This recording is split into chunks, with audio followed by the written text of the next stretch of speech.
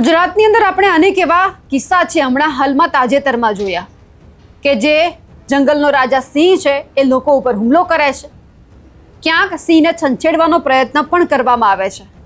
પણ આજે સવાલ અહીંયાથી અટકતો નથી કે લોકો સિંહ દર્શન કરવા માટે જાય છે કે કોઈ પણ બીજા પ્રાણીને જોવા માટે જાય છે તો લોકો માત્ર પોતાની ફરજ કેમ ભૂલી જાય છે। એ સિંહ દર્શન કરવા માટે જાય છે, કોઈ પણ બીજા પ્રાણીને જોવા માટે જાય છે તો શાંતિથી કેમ નથી જોતા, કેમ એને રંજાડવાનો પ્રયત્ન કરવામાં આવે છે।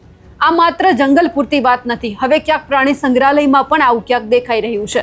વાત સામે આવી છે જૂનાગઢથી કે જ્યાં જે જૂનાગઢનું ઝૂ છે ત્યાં જે તમામ લોકો છે વાઘના દર્શન કરવા માટે આવ્યા હતા અને ક્યાંક તેમને રંજાડવાનો પ્રયત્ન થયો છે। નમસ્કાર, આપ જોઈ રહ્યા છો નિર્ભય ન્યૂઝ અને હું છું આપની સાથે રિદ્ધિ। ક્યાંક એવું કહેવાય છે કે વાંક માત્ર કોઈ પ્રાણીનો નથી હોતો, પ્રાણી ત્યારે જ તમને છંછેડે, ત્યારે જ તમારા ઉપર હુમલો કરે કે જ્યારે તમે કોઈ દિવસ એમનો ચાળો કર્યો હોય।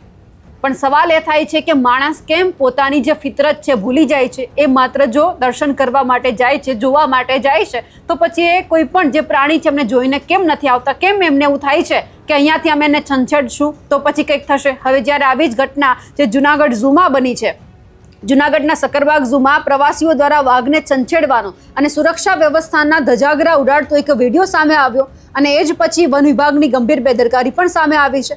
વાઘ જેવા હિંસક પ્રાણીના પાંજરા પાસે હંમેશા રાઉન્ડ ધી ક્લોક સિક્યુરિટી હોવી જોઈએ, તો પછી મુલાકાતીઓ વાઘને છંછેડતા રહ્યા ત્યાં સુધી કોઈ ગાર્ડ કેમ ન દેખાય, એ સવાલ પર અત્યારે થઈ રહ્યા છે।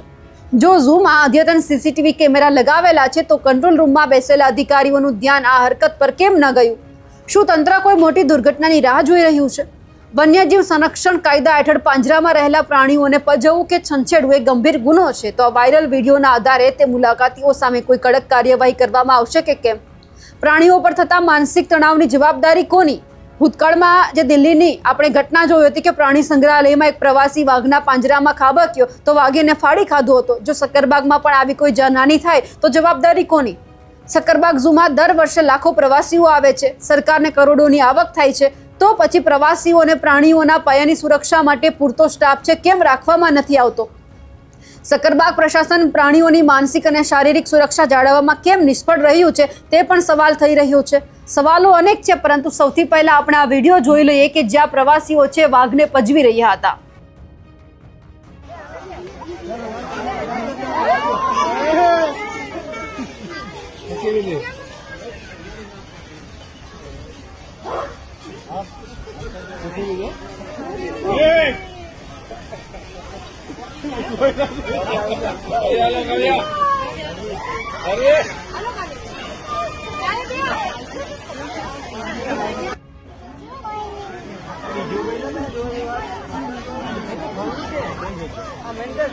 તમને બધી વસ્તુ દેખાતી જાય।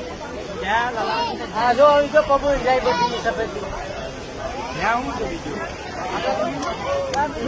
પક્ષી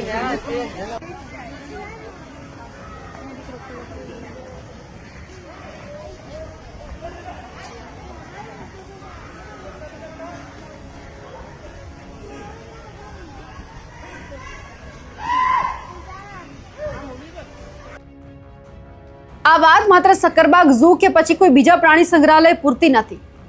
સવાલ એ પણ થઈ રહ્યો છે કે જે જંગલની અંદર મુક્ત રીતે હરીફરી રહ્યા છે જે પ્રાણીઓ, તેમને જ્યારે છંછેડવાનો પ્રયત્ન થાય છે ને એ પછી જ્યારે હુમલો કરે છે ત્યારે પણ માણસ ઉપર ઘણા બધા સવાલો ઊભા થાય છે। હવે આપણે એક માલધારીને પણ સાંભળવા છે કે જ્યારે આપણે અનેક એવા દાખલા જોયા છે કે જે સિંહ છે એમના દ્વારા જ્યારે માનવી ઉપર હુમલો કરવામાં આવે છે, એમને ફાડી ખાય અને પછી જ્યારે એમના ઉપર ક્રૂરતા આચરવામાં આવે છે, એ જ બાબતે માલધારી છે સિંહ બાબતે શું કહી રહ્યા છે તે સાંભળી લઈએ। સિંહ માનવ ભક્ષી બન્યો એટલે માણસને સરકારને ચિંતા થઈ। કહેવી છે સરકારને મારી એક વાત સાંભળજો સરકાર મારી આ જ અરજ, ગીરના નેહડા અને હાવજ અને માલધારી વચ્ચેનો સદીઓ જૂનો નાતો છે। માત્ર એક વસવાટ નથી પણ ગીરની અસ્મિતા અને પર્યાવરણનું સાચું સંતુલન છે। સિંહ અને માલધારીનો સંબંધ તો એવો છે જ્યાં માલધારી વગરનો સિંહ અનાથ છે અને સિંહ વગરની ગીર અધૂરી છે। પણ આ સરકાર અને આ માણસો ભૂલી ગયા। આજે સિંહને ત્યાંના લોકો જનાવર કહે છે, એ જનાવર સાથે વર્તન થાય એવું મારા માલધારી સાથે પણ વર્તન થયું। શું મારો માલધારી આ પૃથ્વીનો માણસ નથી? શું એની ભૂલ છે કે એના ગીર અને ગીરની અસ્મિતાને હાવજને હાચવ્યા? ગીરમાં હાવજ તો ગીર છોડીને જાય છે, પણ પાછળ પાછળ માલધારી પણ ગીર છોડીને જાય છે, અને માલધારી ગીર છોડીને ગયો તો હાવજ પણ ગીર છોડીને ગયો. પણ આનું પરસ્પર શું છે તે સમજવાનું. હાવજની ચિંતા કરવા માટે કરોડો રૂપિયા ફંડ અને સરકારની વ્યવસ્થાઓ, અને માલધારીઓ માટે શું? માલધારીઓ ગીરની અસ્મિતા સાચી તો એને શું મળ્યું? કંઈ નહીં. એ જ માલધારીના બાજુના નેહડામાં ગીર ફોરેસ્ટ અધિકારીની ઓફિસ હોય, તેની ધાબાવાળી ઓફિસ, તેની લાઇટવાળી ઓફિસ, તેની લાઇટવાળું ઘર, તેની લાઇટવાળી ગાડીઓ, અને તેને મકાનો ધાબાવાળા. અને મારા માલધારી સમાજને શું માટીના મકાનો મળ્યા? એ માટીના મકાન જ્યારે ચોમાસું આવે, વાવાઝોડું આવે, ત્યારે તેને એ ચિંતામાં તેના બાળકો રાત્રે ઊંઘી ના શકે, વરસાદના પાણી પડે એને છત નીચે, તોય પણ સરકારને ચિંતા એની કદી બી ના થઈ. શિક્ષણ કાજે ફોરેસ્ટના અધિકાર મળી ગયો, પણ મારા માલધારીને શિક્ષણનો અધિકાર ના મળ્યો, તેના બાળકોને શિક્ષણ ના મળ્યું. ફોરેસ્ટના અધિકારીઓ બાળકો માટે સારી સુવિધા ઊભી કરી શકી સરકાર, તો મારા માલધારીના બાળકો માટે કેમ નહીં? જ્યારે માલધારીનું કોઈ પશુધન હાવજ ખાઈ જાય તો પણ માલધારી ઉદાર દિલે જતું કરે અને કદી હાવજને હુકારો ના કરે.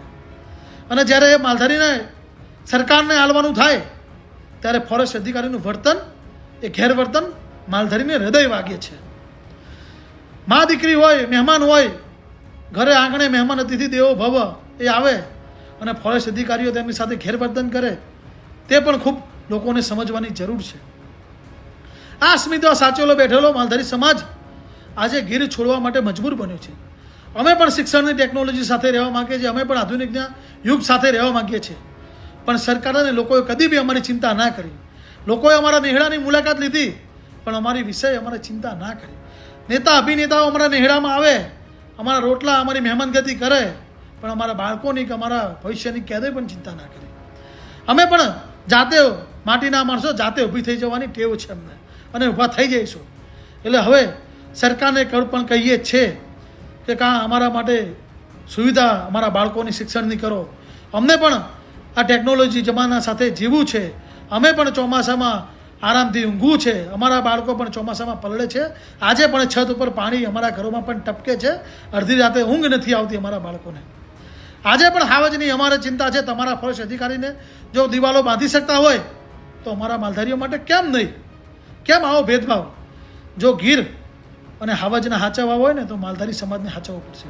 નહીંતર માલધારી સમાજ પણ હવે પોતે ગીરમાં નેહડામાં રહેવા નથી માગતો, કેમ કે તેની સાથે અન્યાય થતો તે અટકાતો નથી. ને જે ગેરવર્તન જે અધિકારીઓ દ્વારા કરવામાં આવે છે એ બિલકુલ ગેરવ્યાજબી છે. એટલે મારા કિરણભાઈ માલધારી વતી સરકારને અરજ છે મારી કે મારો માલધારી સમાજ પણ આ ગીરની અસ્મિતા છે ને હાવજને ટકાવી રાખવામાં બહુ મોટો સિંહ ફાળો છે.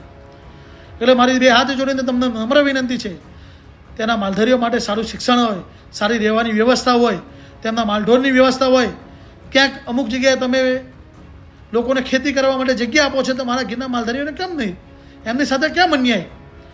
આ માલધારીએ તો અસ્મિતા સાચવી છે ગીરની. આ ગીરને જીવત રાખનારો માલધારી છે, અને આજે એની અસ્મિતા ખતરામાં છે. એટલે તમારે સરકારને વિચારવાનું કે ગીર અને માલધારીને નેહડા જીવિત રાખવા અને હાવજને જીવિત રાખવું હોય તો એટલું યાદ રાખજો કે માલધારીઓની સામે જોવું પડશે. નહીંતર આવનાર દિવસોમાં આનું પણ પરિણામ તમારે ભોગવવાનું રહેશે. હજુ સરકાર અને માણસ સમજે તો સારું છે, નહીંતર આવનારા સમયમાં આને ગંભીર પરિણામ આવી શકે છે.